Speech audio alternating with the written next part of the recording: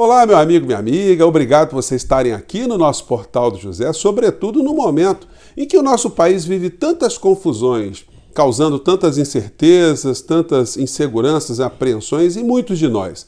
E aí é fundamental a gente ter um espaço como o nosso portal para que possamos fazer juntos, né? Porque vocês mandam muitos comentários para cá, para o nosso portal, a gente analisar juntos o que está acontecendo no nosso país, a realidade, quais são as perspectivas e se há razão, de fato, para a gente ter algum medo ou se é para a gente comprar pipoca para acompanhar os próximos capítulos que parecem ser muito emocionantes e muito duros, sobretudo para o bolsonarismo, para a família Bolsonaro e os seus auxiliares mais próximos. Nós vamos analisar aqui alguns episódios, sobretudo por conta da fala, o pronunciamento do general Paulo Sérgio ontem, que gerou algumas controvérsias de interpretação. O discurso dele foi um discurso absolutamente linear e legalista. No entanto, muitas pessoas ainda continuam a alimentar a ideia que foi uma linguagem cifrada, uma senha, pavimentando um caminho para um possível golpe no nosso país. Eu tenho falado aqui com vocês há meses que não há a menor possibilidade de golpe aqui no nosso país, porque o poder econômico está nas mãos de quem detém o poder político. O poder político, leia-se, o Congresso Nacional, o Senado Federal, os governadores de Estado, a classe política em sua ampla maioria. Quem detém o controle da política e da economia e do destino do nosso país são esses grupos econômicos que estão fazendo negócios aqui no nosso país, à torto e à direito, enquanto nós estamos morrendo. Enquanto também os grandes veículos de comunicação omitem a responsabilidade direta do presidente da República, porque se isso fosse colocado para o povo brasileiro desde o início, as suas responsabilidades, as suas omissões, seus crimes, a gente não precisava nem ter CPI. Ele já estaria afastado muito tempo. Bastava um único pedido de impeachment em relação aos seus crimes, que estão se somando. Hoje, por acaso, saiu uma coluna do meu amigo Rui Castro, que eu vou compartilhar com vocês. Eu sei que ele não vai ficar chateado com questão de direito autoral, porque o jornal, ele publicou no jornal e é público, onde ele fala o 7 de setembro, sobre o 7 de setembro de Bolsonaro. Esse que está com muita gente com medo, né? E o subtítulo está escrito aqui: um apanhado parcial do que ele terá a comemorar, capaz de lhe render 300 anos de cadeia. É isso que ele está fazendo aqui. Aí ele explica aqui por que ele pensa nessa direção, mas eu comungo dessa ideia também, como eu tenho falado para vocês há muito tempo. Gente, se o general Paulo Sérgio quisesse ter dado um recado golpista, todo mundo iria entender esse recado golpista. Não é uma pessoa ou outra, não precisa. Essas coisas elas têm que ser muito claras para que as tropas, os conspiradores em potencial que existem, entendam. Bom, a gente vai conversar um pouco mais sobre isso, mas antes de mais nada, eu tinha até me esquecido, né? Se você está conhecendo nosso portal agora, se inscreva também, compartilhe os nossos vídeos, mande seu joinha, porque é muito importante, e os seus comentários, porque são sempre lidos e são sempre considerados. Bom, vamos falar aqui do general. A análise dos principais veículos de comunicação impresso estão fazendo uma análise próxima do que eu fiz ontem. Aqui está o jornal O Globo, está aqui falando da interpretação que eles fizeram, né? Está aqui. Comandante do Exército defende Carta Magna. Isso aí, gente, é defender a Constituição Federal.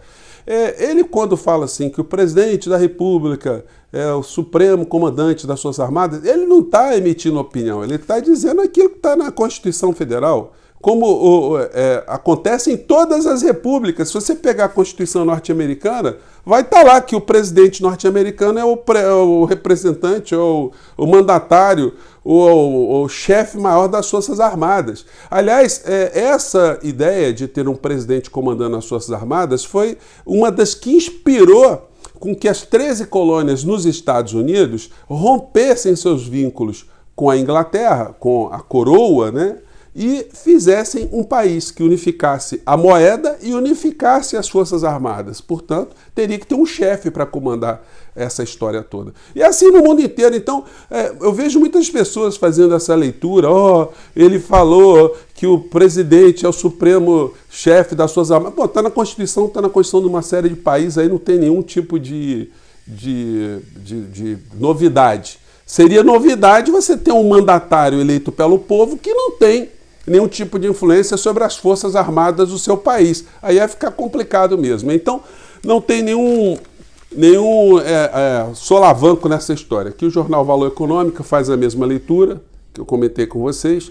É claro que quem está defendendo a ideia que tem um golpe em curso vai ficar o tempo todo comentando, olha, vai ter golpe, vai ter golpe. Só que é o seguinte, aqui o espaço não é para a gente ficar colocando medo em ninguém, sabe? Eu acho até uma infantilidade de um certo ponto. Quando você analisa os fatos, e aí não basta só conhecer os fatos internos, é interessante você ter uma noção de como funciona a ciência política e como funcionam as forças geopolíticas e as forças econômicas transnacionais. Porque se a gente fica só olhando aqui a nossa paróquia, a gente às vezes é induzido a cometer erros. E o Bolsonaro, ele está ficando cada vez tão isolado e cada vez apenas comandando um séquito de alucinados que as derrotas vão se somando, né? E como eu tinha falado com vocês, gente, aí não é bola de cristal, como eu disse para vocês, né? Basta você analisar, você ter o mínimo conhecimento, você sabe o que vai acontecer.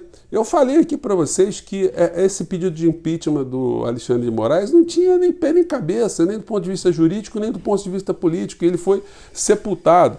Assim como também não tinha menor sentido a ação de descumprimento de preceito fundamental, uma ação constitucional, que o Bolsonaro entrou também junto ao Supremo Tribunal Federal para dizer que o inquérito das fake news não poderia acontecer. Dupla derrota, cada vez mais isolado, e ele está, enfim, distraindo a população, de um certo modo, como eu tenho falado para vocês, enquanto negócios estão sendo feitos, né? Olha que coisa interessante. Ontem eu vi o Barroso emitindo o voto dele pela autonomia, a favor da autonomia do Banco Central. Gente, ele defendeu exatamente as palavras que o Bolsonaro queria ouvir.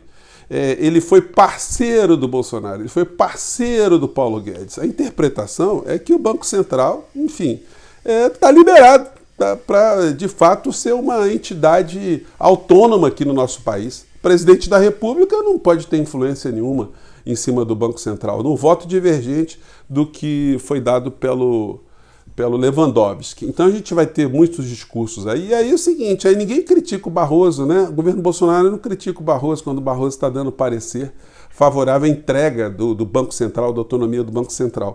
E aí, gente, vocês vão vendo os lacaios para cima e para baixo. Os jornais, os editoriais vão falando, né? Dos radicais de Bolsonaro, que é o que está sobrando. Gente, esse pessoal está querendo ir para a rua para defender gente da polícia. Esses youtubers, que eram todos desconhecidos antes de aparecer o Bolsonaro, porque quem eram essas figuras que estão nas redes sociais antes do bolsonarismo aparecer? Tem algum grande intelectual, alguma personalidade pública, algum grande escritor? Quem é que dá apoio ideológico para essa gente, senão uma série de vigaristas e oportunistas que ganham dinheiro e que agora eles estão super chateados porque foram desmonetizados? Olha, se eles são ideólogos mesmo, eles estão fazendo um trabalho, eles estão numa missão a favor do Brasil, eles têm que ficar preocupados com dinheiro?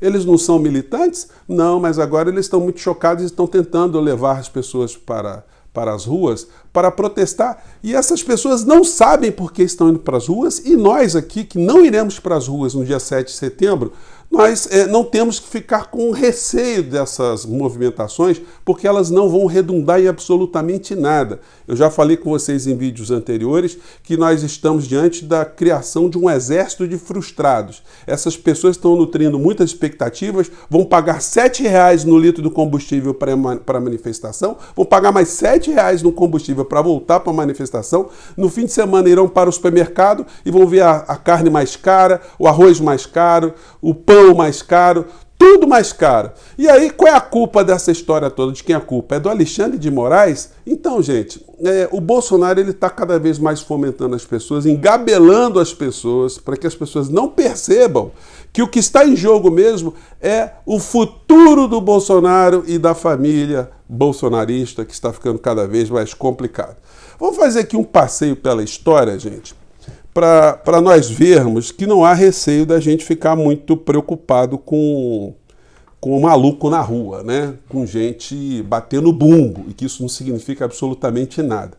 Fazer um passeio pela história, começar aqui pela Argentina. Esse senhor que está aqui, atrás de mim, é o general Jorge Rafael Videla, ditador da Argentina, e que derrubou ali a Isabelita Perón, e teve ali o apoio, naquele momento, do povo argentino. O resultado foram mais de 30 mil mortos e desaparecidos na Argentina e, na sequência, a declaração da guerra contra a Inglaterra para defender as Malvinas, e aí a gente já sabe o resto da história. O senhor Jorge Rafael Videla morreu na prisão, porque ele foi condenado à prisão perpétua pelos crimes que cometeu na Argentina. Mas teve lá o povo, né? O povo na rua, né? O povo pedindo golpe, o povo dando sustentação ao ditador do momento. Aqui tem outro ditador, o Francisco Franco, na Espanha, que tem sob as suas costas uma cifra que varia entre 100 a 200 mil espanhóis mortos ou desaparecidos, com execuções sumárias. Esse cara aqui morreu também no ostracismo, morreu também doente, ficou largado lá e, no fim, teve a restauração da monarquia lá na Espanha. Mas esse período aqui ficou marcado por uma frase, né, muito comum do franquismo: abaixo a inteligência, viva a morte, né? É como muitos deles falavam. Franco foi um aliado de Hitler e de Mussolini, não podia dar boa coisa, né? Mas tinha gente lá que ia pra rua gritar mito, mito. Esse aqui é uma fotografia, tem um cara perdido aí no meio, esse aí é o senhor Adolf Hitler, né? Que, enfim, juntava multidões também. E juntava ali pessoas ao seu redor, não para gritar mito, né? Gritava Führer, né? O Viva o Führer, né? O líder, enfim. O fim todo mundo já sabe o que aconteceu com ele. Mudando um pouco de plano, né? A gente pode pegar o Saddam Hussein. Saddam Hussein também foi uma pessoa com muita popularidade, ele foi eleito. Mas os crimes dos quais ele é acusado, ou foi acusado, geraram, inclusive, o pretexto para que os Estados Unidos fizessem o que fizeram, né? Usaram isso como pretexto, invadiram o Iraque, não para restabelecer a democracia, que o americano não está preocupado com democracia num país outro. O americano está preocupado, o governo americano, as estruturas norte-americanas estão preocupadas com energia, em petróleo, em roubar petróleo. Então, aonde tem petróleo, os americanos sempre vão arrumar um conflitozinho. Por que eles não vão lá no Haiti estabelecer democracia no Haiti? Porque o Haiti não tem nada, né? Agora, Líbia, Iraque, enfim, os países, a Venezuela, onde tem petróleo, eles têm uma preocupação muito grande. Então tá aqui. Aqui é o Mussolini, né, que tinha também, acho que está dando para ver no cantinho aí, também, o Mussolini também foi a pessoa que arregimentou muitas pessoas e terminou da forma muito dramática, né, pendurado de cabeça para baixo. Aqui é o Idi Amin Dada, com o que o cara tem de credencial aí, né, parece que ele passou numa loja assim de R$1,99 e saiu colocando um monte de coisinha ali na farda dele, né? Mas ele também foi a pessoa que juntava pessoas, ele juntava também multidões, gritavam mito, mito, mito. Ele queria fazer uma supremacia negra em Uganda, né? Uma coisa assim.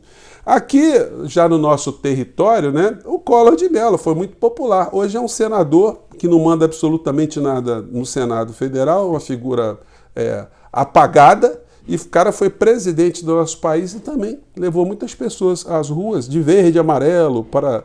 Enfim. E aqui, gente, a cereja do bolo. A senhora Jeanine Áñez. Golpista, ela foi uma espécie de ensaio do que muitos bolsonaristas pensam em fazer.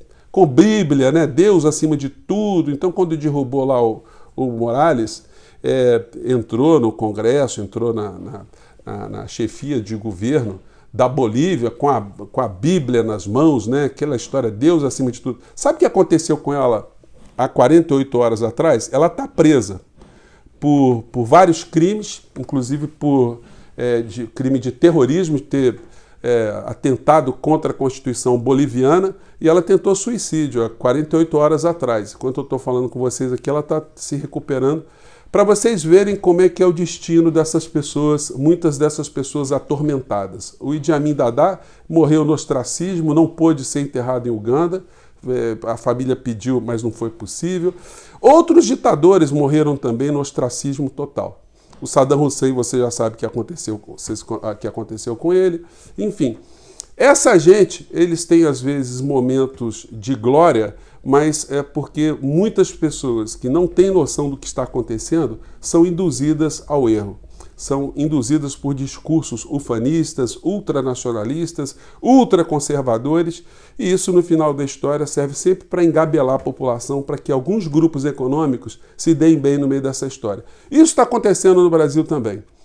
Paulo Guedes, essa figura estranha, para dizer o mínimo, não está dando muito as caras. Um homem que serviu na ditadura Pinochet não tem problema nenhum de estar num governo Bolsonaro, que qualquer pessoa realmente de bem, qualquer brasileiro, teria vergonha de estar pertencendo.